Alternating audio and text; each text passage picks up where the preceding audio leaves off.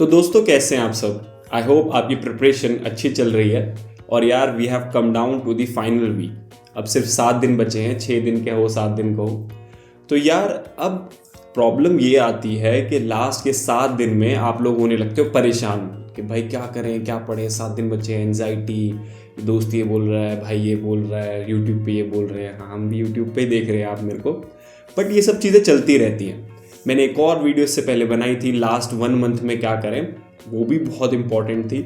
अब ये last 1 week की और भी ज़्यादा इंपॉर्टेंट हो जाती है यार। तो हम देखते हैं आपको इस फाइनल वीक में क्या करना चाहिए, क्या आपके लिए सही होगा। तो स्टार्ट करते हैं। तो पहली 4 मोस्ट इंपॉर्टेंट थिंग जो आप हर जगह सुन रहे हैं और आपको भी कहीं ना कहीं अंदर पता है, वो है रिविजन। रिविजन यार आप लोगों को करनी है पूरा टाइम। इस वीक में आपको कुछ नया नहीं पढ़ना भाई, प्लीज़। लो भाई लो, हाथ जोड़ रहा हूँ भाई, कुछ भी नया नहीं पढ़ना। कुछ नया करके भाई तुम तीर नहीं मार लोगे, कुछ नहीं कर पाओगे, उल्टा अपनी प्रिपरेशन को ख़राब करोगे। तो यार नया नहीं पढ़ना, रिवीजन रिवीजन रिवीजन। पहली चीज़ तो ये कि बस रिवीजन करनी है। अब वो रिवीजन हम कैसे कर सकते हैं वो देखते हैं।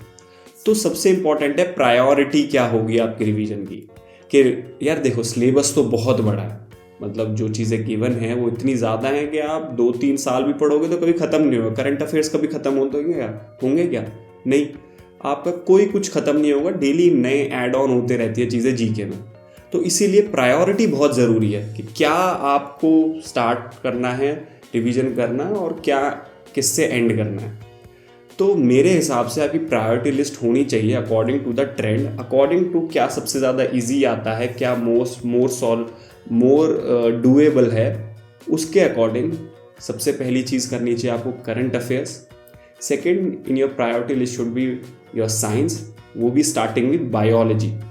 Third should be your English. अब यार इंग्लिश एक बहुत ऐसी चीज़ है जिसे बहुत लोग इग्नोर करते हैं, खासकर इंग्लिश मीडियम के बच्चे, जिन्हें पता है यार इंग्लिश तो हम कर ही लेंगे।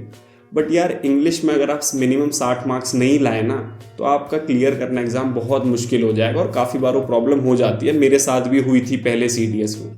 इंग्लिश को लाइटली ले लिया था। Third should be your polity, fourth should be your geography, fifth should be your economy, sixth should be your defence.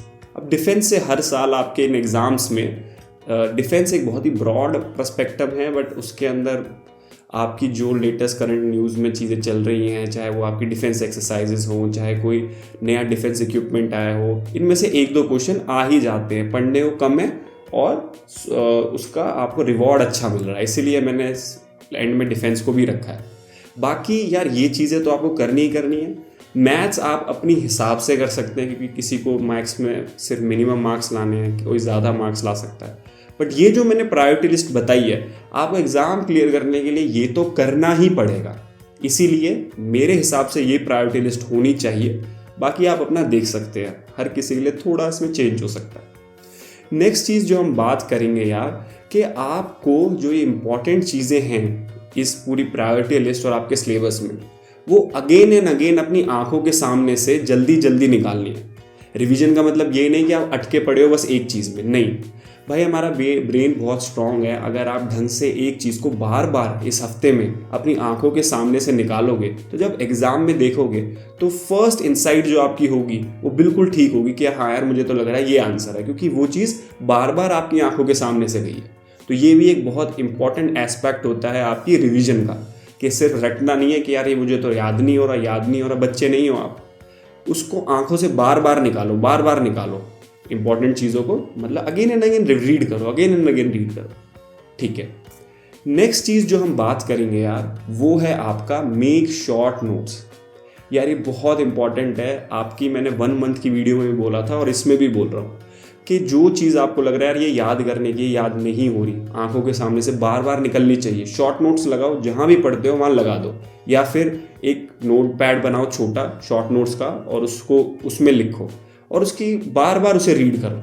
और अगर आपको लग रहा है कि हाँ यार 3 दिन मैंने पढ़ा, अब मुझे सही लग रहा है, उसको हटाओ, किसी और को लगाओ। मतलब अपने नोट्स को अपडेट करते रहो टाइमली। तो short notes are very important and updating them timely is very important. ठीक है। नेक्स्ट चीज़ जो हम देखेंगे यार, हम बात करेंगे अबाउट बोर्डम।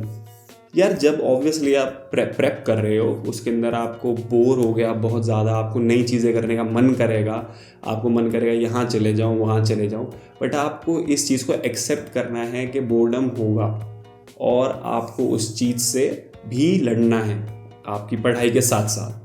पहली चीज़ उसको एक्सेप्ट करना इंपॉर्टेंट है कि ये नॉर्मल है, ये सबके साथ हो रहा है, आपके साथ नहीं हो रहा बस अकेले, है ना। तो इसको एक्सेप्ट करो और उससे परेशान मत हो।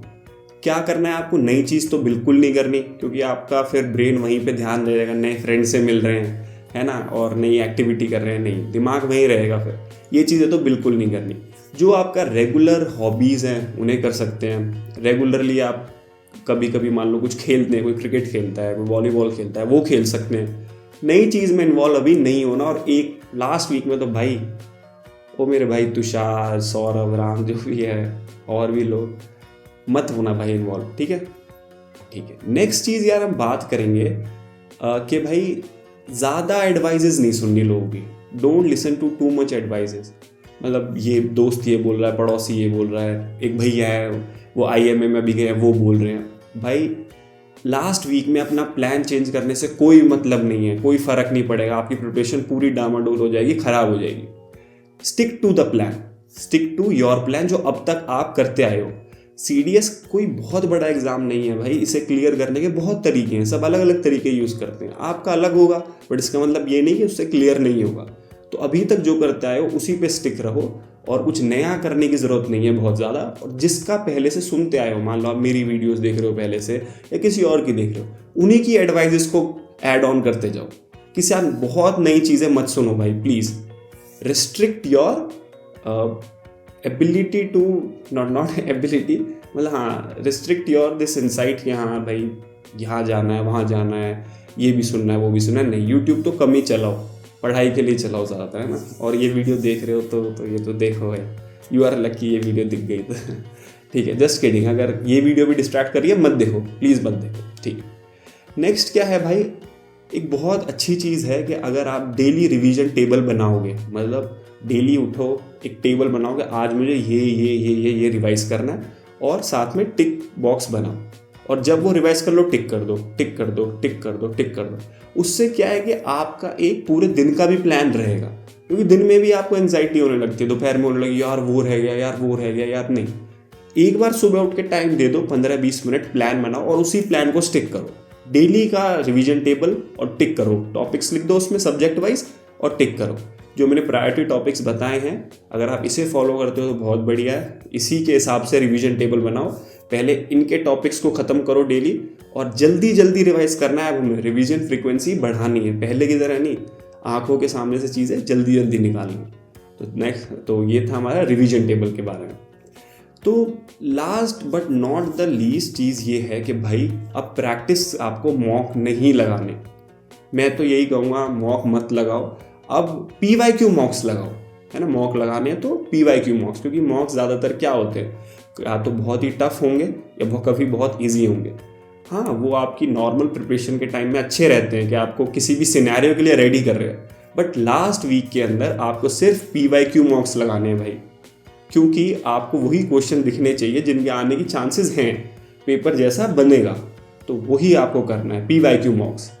तो बस यार यही मैं टिप्स दूंगा आपकी फाइनल वीक के लिए।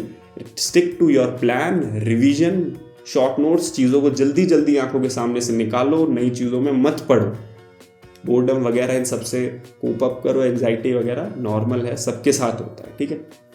तो बेस्ट ऑफ लक यार। तो मिलते हैं हम अपनी नेक्स्ट वीडियो तक, वेट करते हैं।